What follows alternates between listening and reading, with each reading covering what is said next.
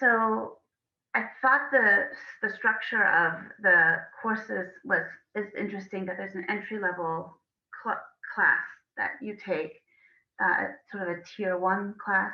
After that, you can take other various classes.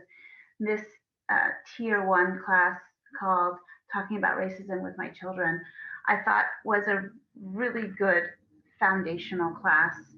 Um, and sometimes you think, oh, foundational, like kind of sets things and sets the basics that kind of probably we already know, but no, I was amazed by some of the content in that class that were things I'd never thought about. And the point of the lesson in that workshop was to teach us how to tell history in an honest way, in a developmentally appropriate way that's truthful. Um, and it's possible, it's really possible.